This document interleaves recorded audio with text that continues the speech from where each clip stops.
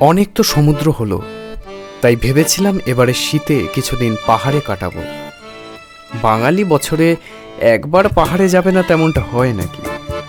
তাই ডিসেম্বরের হঠাৎ প্ল্যানে দার্জিলিং যাব বলে নিউ জলপাইগুড়ি পৌঁছানোর জন্য কোনো ট্রেনে টিকিট না পেয়ে শেষ অবধি কলকাতা স্টেশন থেকে 12363 হলদিবাড়ি ইন্টারসিটি কেটে পৌঁছেছিলাম নিউ জলপাইগুড়িতে। যেই ট্রেনে আমাদের যেতে সময় লেগেছিল প্রায় 9 ঘন্টার মতো। দার্জিলিং সিরিজের এই প্রথম পর্ব শুরু করছি আমাদের ট্রেন জার্নির সম্পূর্ণ তথ্য দিয়ে। আমরা এনজিপি পৌঁছে কিভাবে দার্জিলিং পৌঁছেছিলাম এবং একটি বাজেট ফ্রেন্ডলি হোটেলের সম্পূর্ণ তথ্য পরপর থাকছে আমার এই ভিডিওতে, তাই স্কিপ না করে সম্পূর্ণ ভিডিওগুলো দেখার অনুরোধ রইল। তাহলে আর দেরি কেন, শুরু করা যাক দার্জিলিং সিরিজের আমাদের এই প্রথম নিবেদন।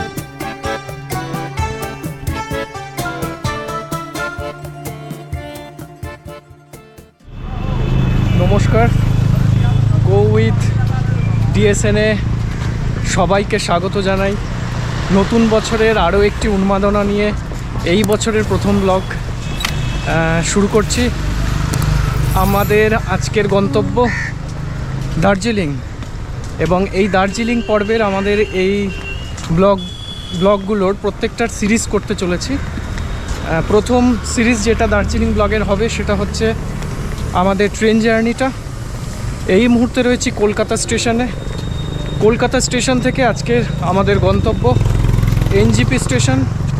আজকে এনজিপিতে গিয়ে আমি স্টে করব, ওখানে আমার মাসি যেহেতু থাকে, কারণ কলকাতা স্টেশন থেকে যে ট্রেনটা এনজিপির উদ্দেশ্যে আজকে যাবে সেটা হচ্ছে কলকাতা হলদিবাড়ি সুপারফাস্ট। তো সেই ট্রেনটা যেহেতু রাত্রিবেলা গিয়ে পৌঁছচ্ছে, সেই কারণে আজকে তো আমরা দার্জিলিং যাওয়ার মতো কোনো পরিস্থিতি নেই আজকে। তো আজকে মাসির বাড়ি রেস্ট নিয়ে আগামীকাল সকালবেলা ভোরবেলা আমরা বেরিয়ে যাব দার্জিলিংয়ের উদ্দেশ্যে।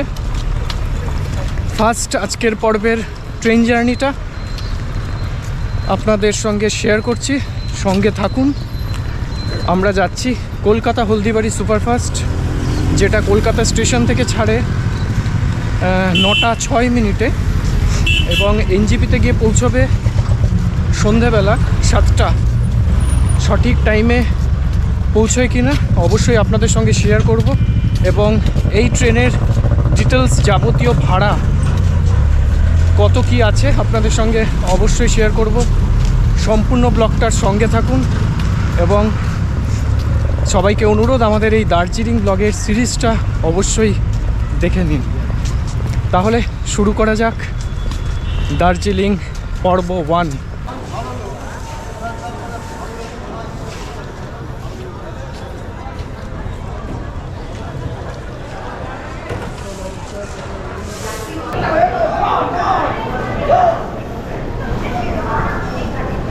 আমাদের কলকাতা হলদিবাড়ি সুপারফাস্ট 3 নম্বর প্ল্যাটফর্মে দিয়েছে। আমরা এখান থেকে এখন 3 নম্বর প্ল্যাটফর্মের দিকে যাচ্ছি।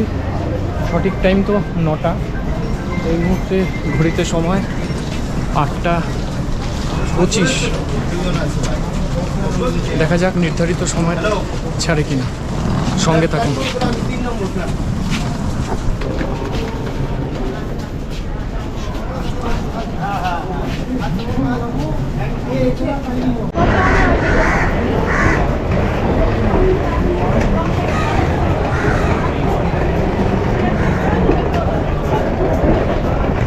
ট্রেনে উঠছি এখন। এই জায়গাটা তো বড্ড জ্যাম হয়ে গেছে।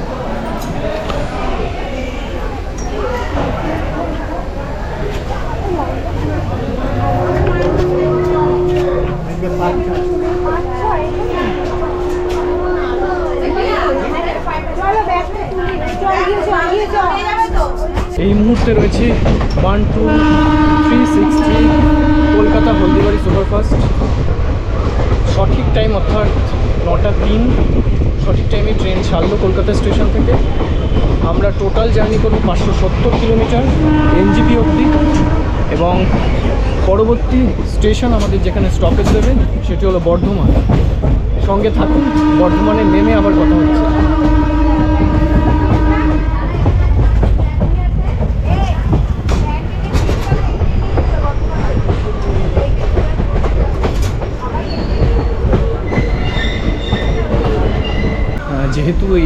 মুহূর্তে জার্নি করছি এই ট্রেন। তো শুরুতে তো মোটামুটি আমাদের কলকাতা রেলের সব কটাই বাথরুম ওয়াশরুম পরিষ্কার থাকে, কিন্তু আস্তে আস্তে সেগুলোতে আর প্রবেশ করা খুব দুষ্কর হয়ে ওঠে। তো এই মুহূর্তে ওয়াশরুমটা একটু শেয়ার করছি আপনাদের সাথে।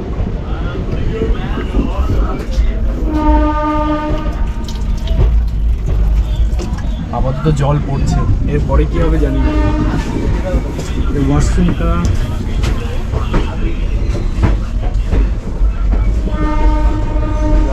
মোটামুটি পরিষ্কারই রয়েছে এখনো।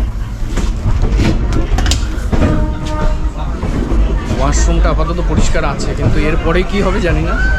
যেহেতু এখনো লোক খুব একটা ওঠেনি, লোকজন কমই আছে, তো এই মানে যতক্ষণ কম থাকে ততক্ষণ ঠিক আছে, এরপরে উঠলেই সমস্যা।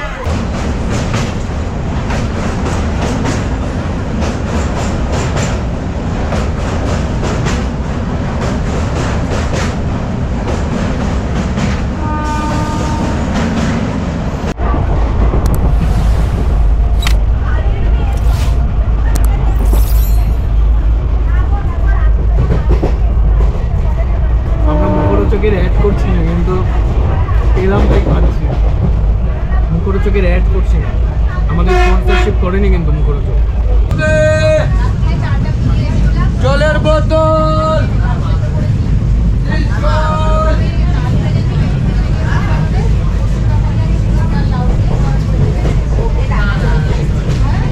জলের বোতল, জল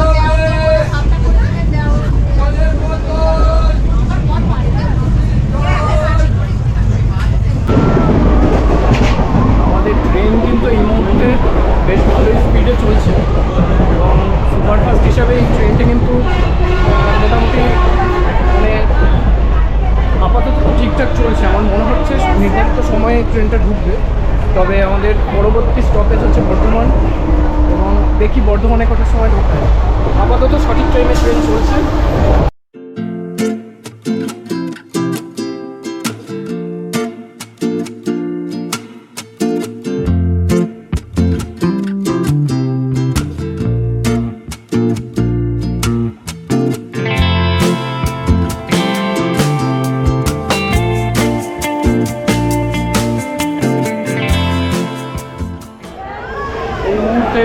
রয়েছি বর্ধমান স্টেশন। আমাদের কলকাতা হলদিবাড়ির ফার্স্ট হল্ট যেটা আমরা পেলাম সেটা হলো বর্ধমান। 98 কিলোমিটার পথ আমরা অতিক্রম করে এখন পৌঁছেছি বর্ধমান স্টেশন। এখানে এই ট্রেনটি দাঁড়াবে 2 মিনিট, এবং এরপরের স্টপেজ আমাদের পড়বে বোলপুর শান্তিনিকেতন। সঙ্গে থাকুন, এখানে বেশিক্ষণ দাঁড়ানো যাবে না, কারণ ট্রেন মোটামুটি 2 মিনিটের বেশি এখানে দাঁড়াবে, 2 মিনিটই স্টপেজ।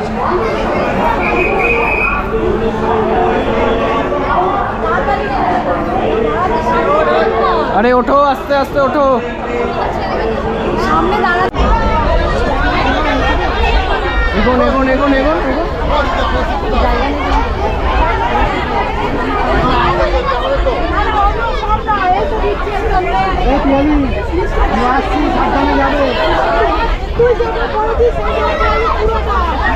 এতক্ষণ ট্রেন ফাঁকাই ছিল, কিন্তু বর্ধমান থেকে ট্রেনে কিন্তু মোটামুটি ভালোই ভিড় হয়ে গেছে। এবারে বুঝতে পারছি না, এটা প্রচুর জেনারেল লোকজন উঠেছে।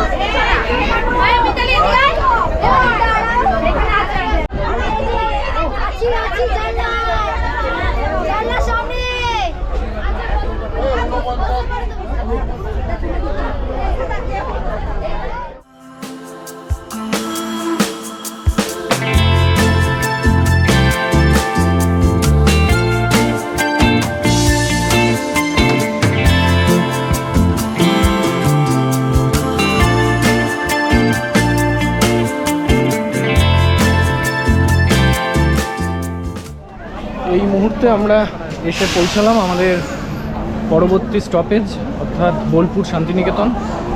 এখানে এতক্ষণ আমরা 150 কিলোমিটার পথ অতিক্রম করলাম। এই মুহূর্তে রয়েছি বোলপুর শান্তিনিকেতন। এখানে স্টপেজ দেবে মাত্র 2 মিনিট।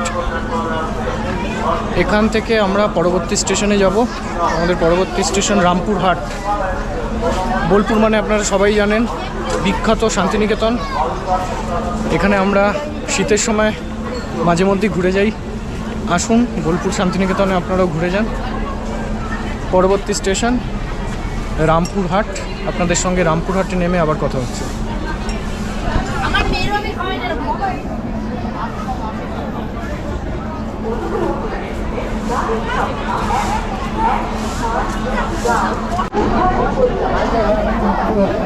মিনিটের স্টপেজে মানে এতই কম সময়ে এখনো অবধি ট্রেনে তো মোটামুটি খাবার কিছু উঠলো না, শুধু মানে এতক্ষণ ধরে ব্রেকফাস্টটা আমাদের হয়নি। এখন কি খাবো তাই ভাবছি, কারণ কখন উঠবে কখন খাবো। তো আপাতত ওয়েট করি, দেখি। শান্তিনিকেতন থেকেও এখনো কিছু উঠলো না, জানি না। রামপুরহাট স্টেশন থেকে দেখা যাক, কিছু খাবার উঠলে খাবো। তবে এই মুহূর্তে ট্রেন ছেড়ে দিল, আমরা শান্তিনিকেতনকে বাই বাই করলাম। পরবর্তী স্টেশন রামপুরহাট। রামপুরহাটে আবার আপনাদের সঙ্গে কথা হচ্ছে।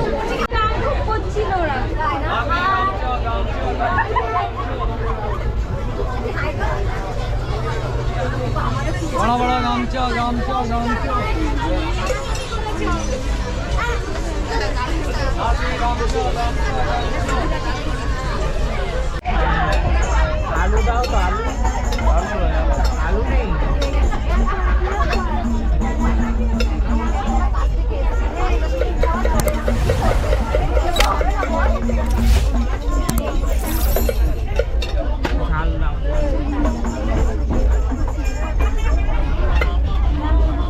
অনেকক্ষণ পরে একটা ঝালমুড়ি দেখতে পেলাম, ঝালমুড়ি কিন।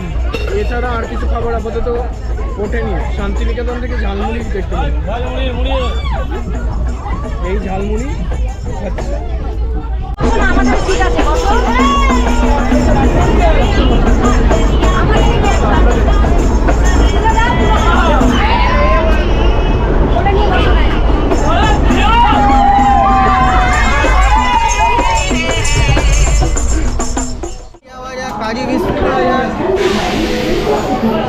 দুশো 10 কিলোমিটার পথ অতিক্রম করে অবশেষে আমরা পৌঁছালাম রামপুরহাট স্টেশন। এই মুহূর্তে রয়েছি রামপুরহাট স্টেশনে। আমাদের এর পরবর্তী স্টেশন পাকুড়। পাকুড় স্টেশনটা স্কিপ করব, স্কিপ করে আপনাদের সঙ্গে আবার কথা হবে মালদাতে গিয়ে। এখানে এসে আপনারা সব থেকে রামপুরহাটে নেমে আপনারা যেখানে যেতে পারবেন সেটি হচ্ছে আমাদের মা তারার মন্দির, তারাপীঠ মন্দির। আপনারা এলে পরে রামপুরহাটে নামতে পারেন। পরবর্তী স্টেশনটা স্কিপ করব, তারপরে স্টেশন অর্থাৎ মালদাতে গিয়ে আবার আপনাদের সঙ্গে কথা হচ্ছে। এখানে ট্রেনের স্টপেজ টাইম 2 মিনিট।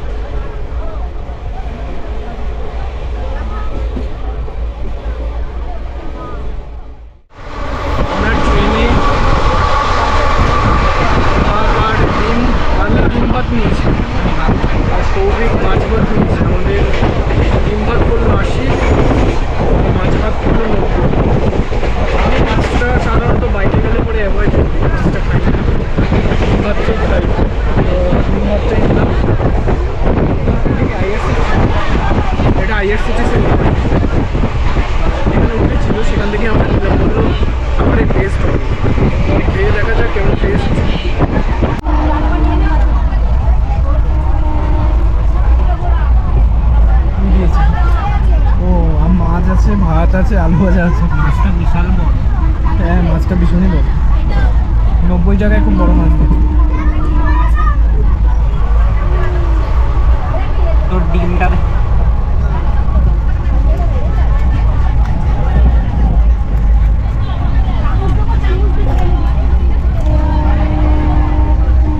ঠিকই আছে।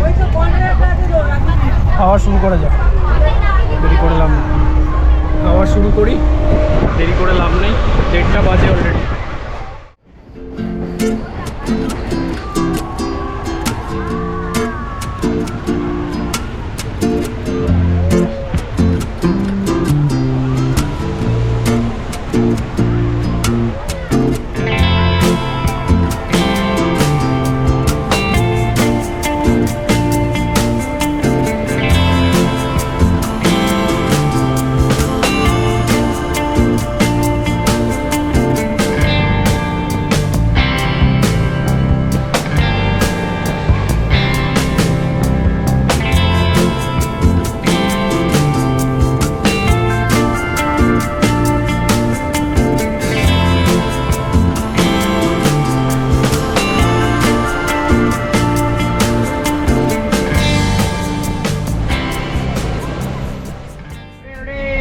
10 কিলোমিটার অতিক্রম করে এই মুহূর্তে আমরা রয়েছি মালদা স্টেশনে। মালদা স্টেশনে এই ট্রেনটি 10 মিনিটের মতো হল্ট দেবে। এবারে আপনাদেরকে একবার এই ট্রেনের ভাড়াগুলো সম্পর্কে একটু বলে দিই। এই ট্রেনে 3 রকমের সিট ব্যবস্থা রয়েছে, সেকেন্ড সিটিং, থার্ড এসি এবং এসি চেয়ার কার। আপনারা যদি সেকেন্ড ক্লাসে আসেন তাহলে সেক্ষেত্রে ভাড়া পড়বে 210 টাকা। আপনারা যদি থার্ড এসিতে আসেন সেক্ষেত্রে ভাড়া পড়বে 945 টাকা। এবং আপনারা যদি এসি চেয়ার কারে আসেন আপনাদের ভাড়া পড়বে 770 টাকা। এবং সেকেন্ড সিটিংয়ে মোটামুটি সেকেন্ড সিটিংয়ে নিউ জলপাইগুড়ি অবধি চলে আসা যায়, অসুবিধে খুব একটা হচ্ছে না। এবং এই ট্রেনে জেনারেল কম্পার্টমেন্টও আছে, সুতরাং আপনারা এই ট্রেনে আসতেই পারেন। এবং সবথেকে ভালো, এই ট্রেনের টিকিট কিন্তু সবসময় মোটামুটি অ্যাভেলেবেল থাকে।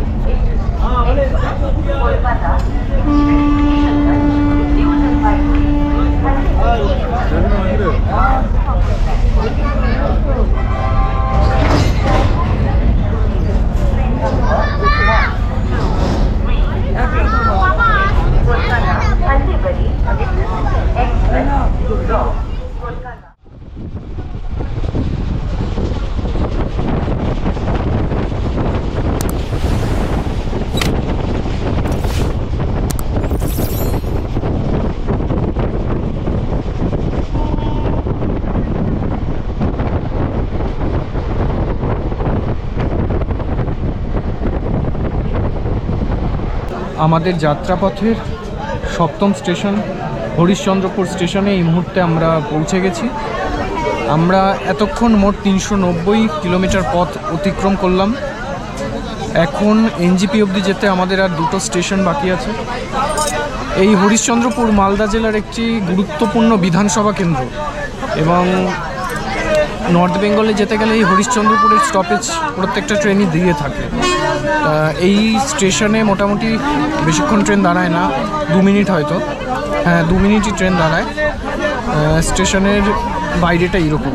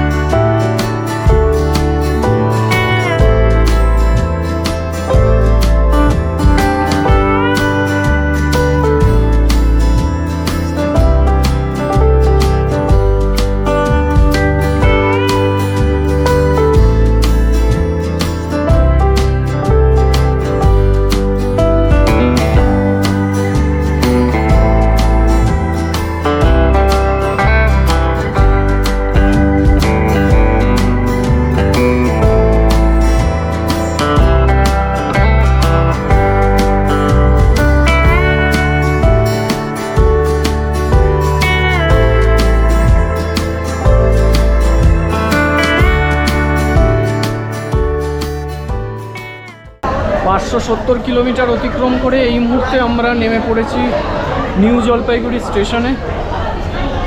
এখান থেকে আমরা যাব হচ্ছে নিউ জলপাইগুড়ি স্টেশনের মেন মানে ওই দিকটাতে যাব, 3 নম্বর প্ল্যাটফর্মের দিকে যাব। ওখান থেকে তারপর ওখান থেকে টোটো বা কিছু নিয়ে আমি মাসির বাড়িতে আজকে স্টে করব, আপনাদের আগেই বলেছিলাম। তো এখান থেকে চলে যাব মাসির বাড়িতে, ওখানে স্টে করব আজকে। তারপর আগামী দিনের জার্নিটা কালকে সকালবেলা থেকে শুরু হচ্ছে। আপাতত ওপরে যাচ্ছি, তারপর গিয়ে কথা হচ্ছে।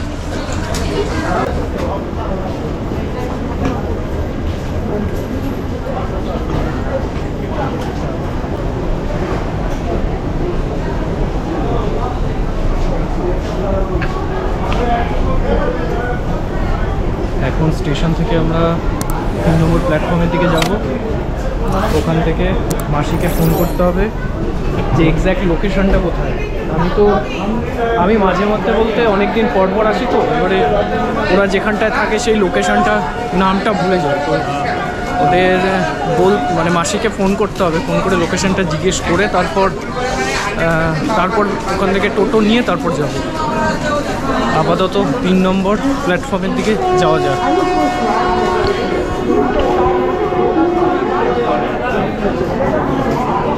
কেমন লাগলো জার্নি?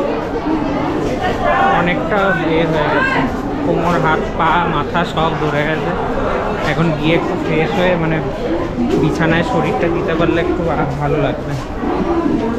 তবে হ্যাঁ, যে ঠান্ডা যেটার জন্য যেটা কলকাতায় একদমই নেই, তো ওই 2-3 দিন ছিল লাস্ট, সেটা এখানে আছে।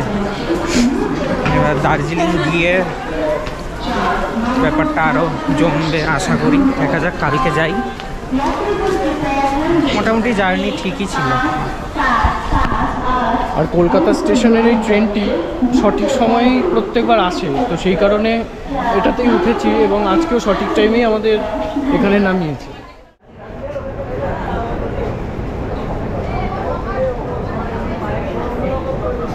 কাজ চলছে, লেখাটাই নেই।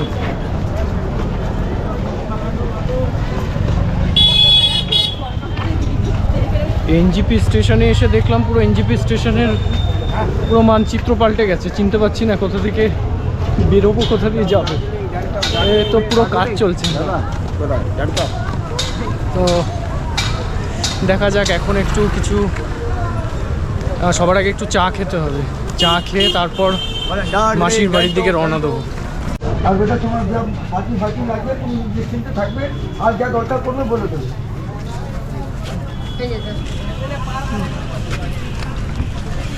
এখন একটু চা খেয়ে নেবো, মানে অনেকক্ষণ চা খাওয়া হয়নি, আর ট্রেনে সেরকম খুব একটা ভালো চা ওঠেও নি।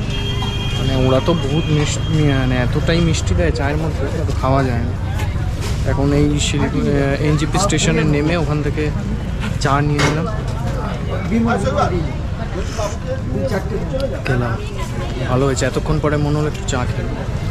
এই মুহূর্তে টোটোতে উঠে গিয়েছি, আমরা এখন আশ্রম পাড়াতে নামবো। আমার মাসি যেখানে থাকে সেখানকার টোটোতে উঠে গিয়েছি। আর এখানে ভালোই ঠান্ডা আছে, কলকাতার থেকে অনেকটাই ঠান্ডা বেশি। এখন যাচ্ছি।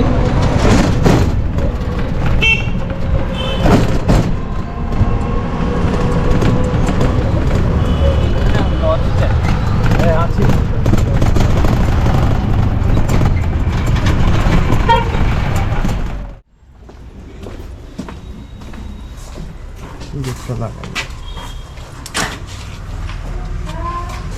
কত দিলি? 130। এর জন্য শেষের কথা পাইতে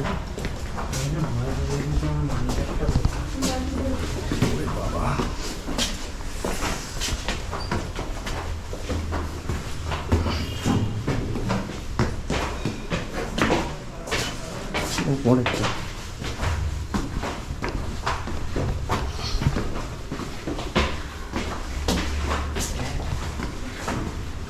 বাড়ি ডিজাইনটা এরকম।